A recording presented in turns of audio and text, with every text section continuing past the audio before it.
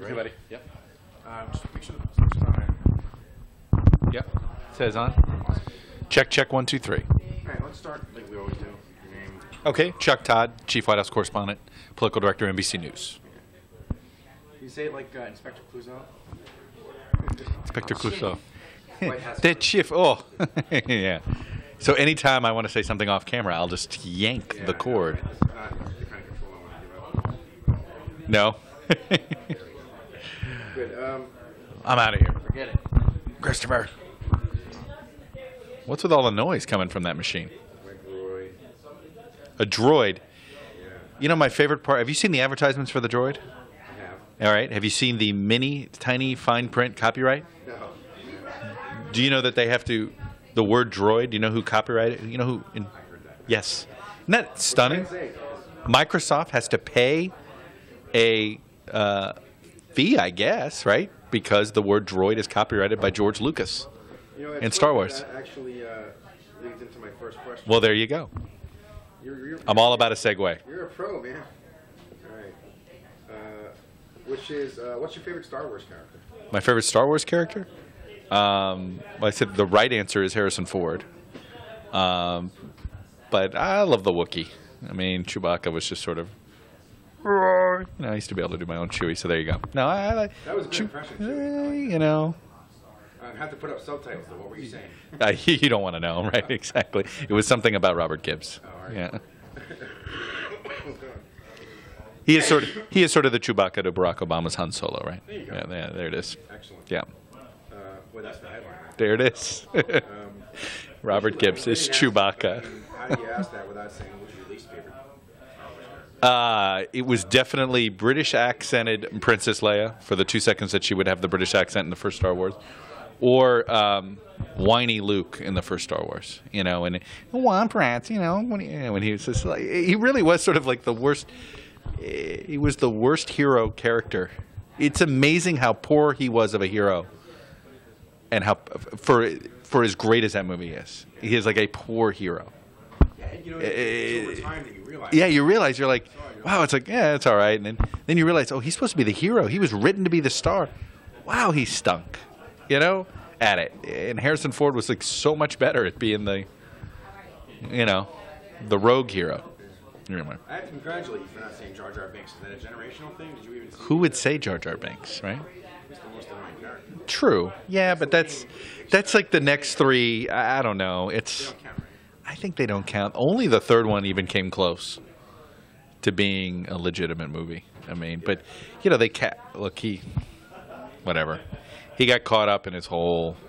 He got caught up in the special effects. I think. Lucas did. Is it fair to say that my phone is more legitimately Star Wars than the first three prequels? What do you kind of? Are they the first three prequels or the next three? I mean, that's. The first three. And where's 7, 8, and 9? Remember, we were promised 7, 8, and 9. We were. Who is going to do 7, 8, and 9? Who's next? It's America's Ed Henry. All right. Let's see. Tattoos. Do you have any tattoos? And if not, what would you get if you? I have none, and I've never wanted one. I have no.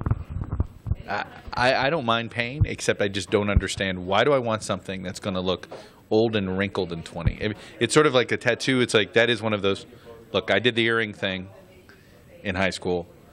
It is barely there. You can see if you really look closely.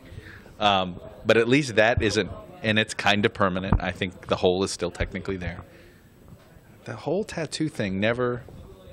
I mean, I'd probably get a U for Miami. Just why not? Be all about the U. It's the University of Miami logo. The U is a football U. Yeah. If you see it online, you should know it. It's okay. You're not a big college football fan. That's okay. But beyond that, I don't. I have a really good friend of mine who's got a lot of tattoos. He's a few years older than I am. And now he's starting to wrinkle. And then the tattoo wrinkles, and it exasperates the whole thing. You got to think about the long term there. I admire the people that do it on the ankle or on sort of the hidden parts of the body, because at least you don't have to see the sag. Most people want. All right. What's going to happen at the end of Lost?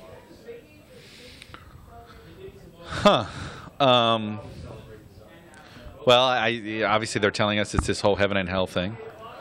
I assume some people get to live there. Some people get to live whatever this whole sideways forward is now, or sort of alternative forward.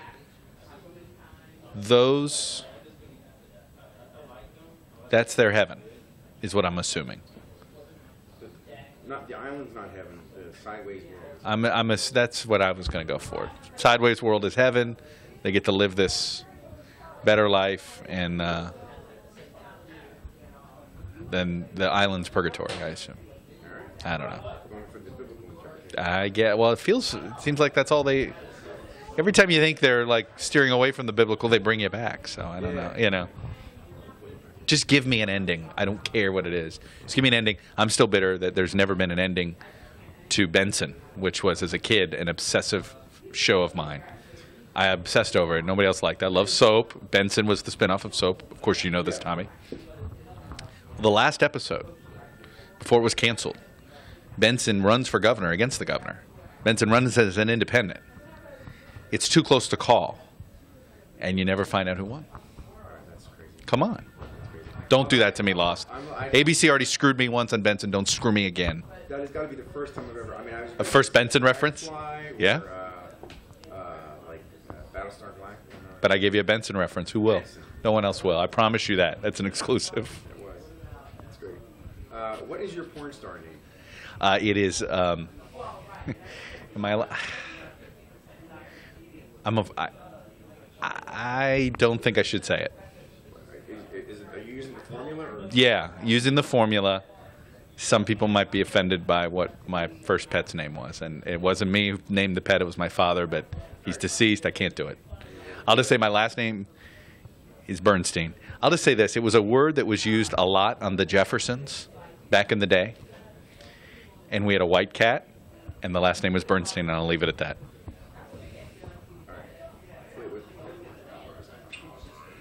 Oh, come on, that's not offensive. Isn't it? I'll say it. It's Honky Bernstein. I didn't say it. I said it. I just need plausible deniability in this day and age. This is what I'm talking. White people have it all, man. The worst you can cause is honky. Are you kidding me? Yeah, you're right. We do. Cracker, right? Yeah. I don't know. Anyway, that was my dad thought that. And for what it's worth, you know, as a little kid, you don't know the word is wrong. I never knew the word was wrong. And then all of a sudden, I'm like, wow, my dad really named our cat that. It's a really white cat. I mean, he was a beautiful white cat. So, anyway. I'm telling my editor to stop testing.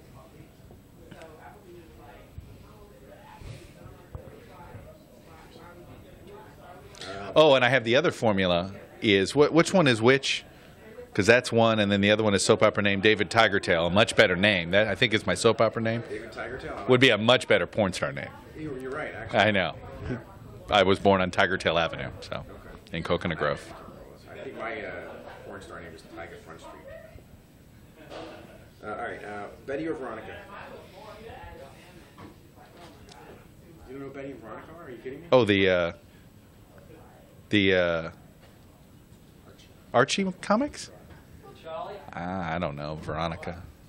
I can't think of that. I can't picture them. Wasn't a big Archie fan. Veronica's the dark-haired, dirty one. Okay, then the Veronica. Good choice. Yeah. All right, Ginger or Marianne?